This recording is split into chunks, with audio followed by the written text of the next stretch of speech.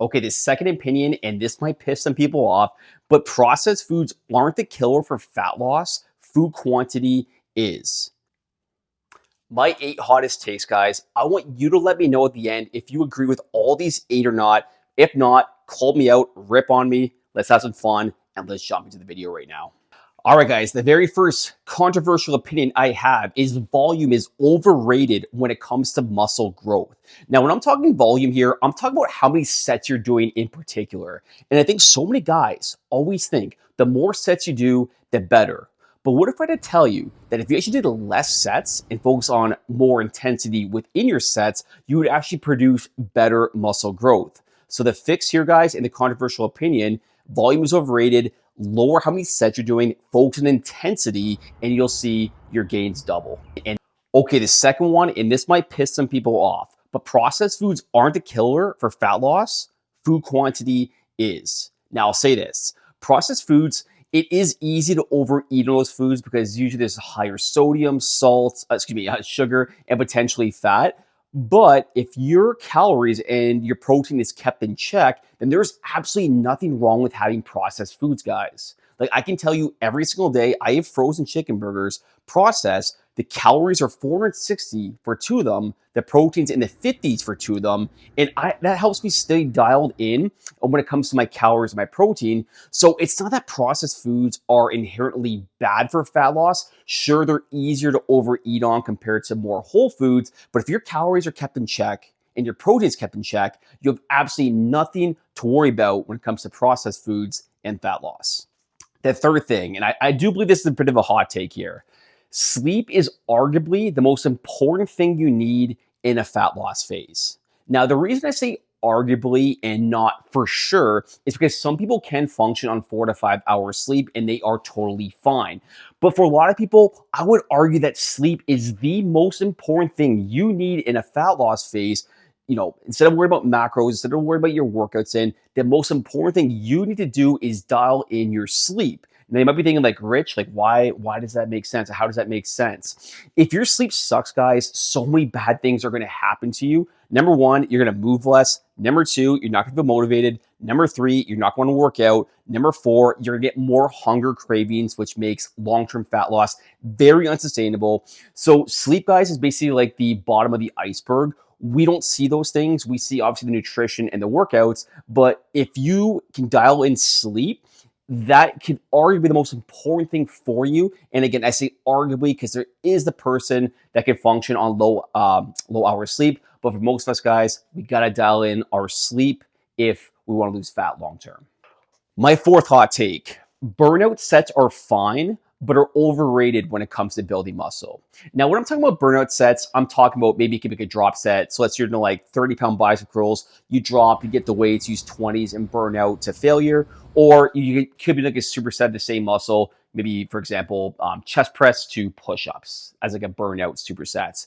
So the reason why I think it is a little bit overrated, guys, is it accumulates a ton of fatigue on the body. And we have stimulus versus fatigue when it comes to building muscle. So yes, you're getting a high amount of stimulus if you are doing your burnout sets. But on the other end, you're accumulating a shitload of fatigue, which makes it harder to recover from. The most important thing, guys, that you need in order to build muscle is something called mechanical tension. And the best way to do that is pushing closer to failure through an involuntary slowdown of your concentric phase. Meaning, let's say you're trying to lift the bicep curl heavy, but it starts like slowing down right here at the end. That is mechanical tension, guys, and that's the most important thing for muscle growth. Now, burnout sets can actually help you get closer to that, especially in that end range, which is good. But again, I talked about you do accumulate a ton of fatigue, which makes it an okay method to build muscle, but not the number one thing, and I think just a little bit overrated altogether. Number 5, I definitely think this is a bit of a hot take here, but black coffee and Diet Coke are cheat codes when it comes to fat loss. Now, the other day, I was working in the gym, and I see a trainer approach his clients, and one of the questions he asked the client is, how many coffees do you drink a day? So the client answers like usually about 2, sometimes 3, but for the most part, 2 coffees a day. The trainer's face like lights up, like his eyes light up. I was like kind of paying attention to this conversation. This is what you do when you're a fitness coach. And he was like, you got to cut that down. Like you got to cut your coffees down to 0, 1 maximum per day, but try to keep it 0. It's gonna ruin your long-term fat loss. So not to judge that trainer, like maybe he has a method to why that could be the case. But I'm sitting there like, why is black coffee? How is black coffee gonna ruin this guy's long-term fat loss? I think black coffee, guys, and Diet Cokes are great tools to use in the fat loss phase.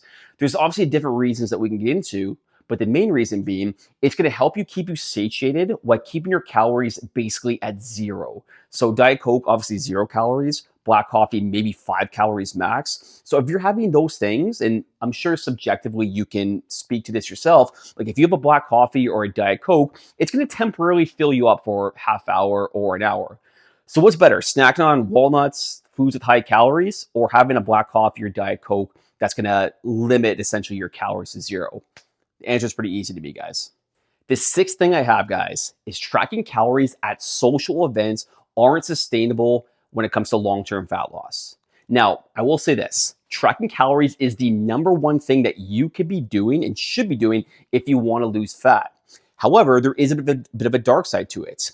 If you're at social events and you're a social guy and every single weekend you're going out at restaurants, parties, tracking calories is very tough to do because it's hard to be that guy who's at like a restaurant or a party and he pulls up MyFitnessPal every time he has a beer. And if that's you, like that's great. I love you. Keep it up. But for 99% of us, like we're not gonna be able to do this. So here's what you're gonna do. And this is what we really teach in our Weekend Warrior method, which you can basically download in the comments, 100% free. It's gonna basically teach you how to lose fat if you have these social events. But what we really like to teach is, let's say on this Saturday, for example, you should be having like 2,500 calories because we structured a week to have a higher calorie Saturday. I was gonna say, have about 1,000 calories to maybe 1,200 calories before you go out. And then whatever you have at night, obviously just make sure you're having it in moderation, but you don't have to track calories because you gave yourself enough wiggle room. So my hot take, guys, if you can track calories at social events, perfect. But I think for a lot of us, you need a better system, which is exactly what we teach. And doing it at those social events long-term is not a sustainable method.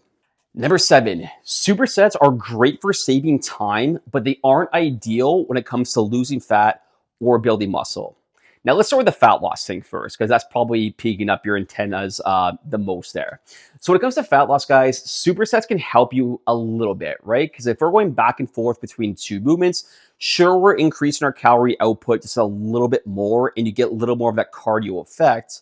But in the grand scheme of things, guys, it's an extremely small number. We're talking maybe, 50 to 100 calories more for the workouts. And exercise altogether, guys, makes up only about 5 to 10% of how many calories we burn in a given day. So sure, it can help a very, very little, but it's not going to move the needle when it comes to fat loss. And for muscle building, this just kind of speaks for itself. Like, obviously, from like a chest press to a row, you're a little more fatigued by the time you get to that row, and you're not going to push as much because chances are the limiting factor, it could be maybe your grip, it could be your breath, it could be your heart rate, whatever it may be. So I think supersets are great, guys, and I use myself to save time. But if your goal is like, I'm going to do it to accelerate fat loss and accelerate muscle building, it's not the best bang for your buck. If you enjoy it, definitely do it for fat loss because it can help you a little bit, but it's not going to absolutely move the needle for fat loss and obviously not muscle building.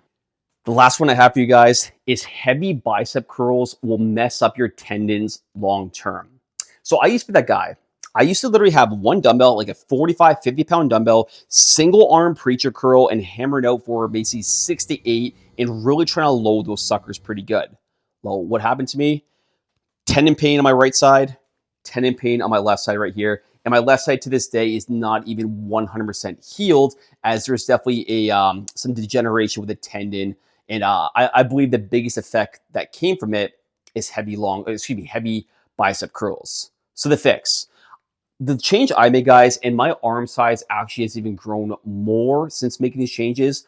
Go lighter in weight, go more control, and just really focus on keeping those elbows still and really isolating the biceps and the triceps. Because if we're going like super heavy as well, chances are you're going to get some compensation at the shoulder, whether it's pec or lat kind of helping you out, or front delt. But if you're going to go lighter, control the weights, and just really focus on that good tempo, you're going to really isolate your arms. You're going to save your tendons, and you're just going to feel a lot better. Like subjectively, I can tell you this has worked wonders for me, and it's worked wonders for even many clients that we've had tendon pain also with. So keep that in mind, guys. This is my somewhat hot take, but heavy bicep curls will mess up your tendons long term. If you guys enjoyed the video, please leave a like and subscribe. And remember, if you want to download the Weekend Warrior free guide, so that way you can go to social events, not stress out, and still lose fat, in the comments, download it for you. We'll talk soon, guys.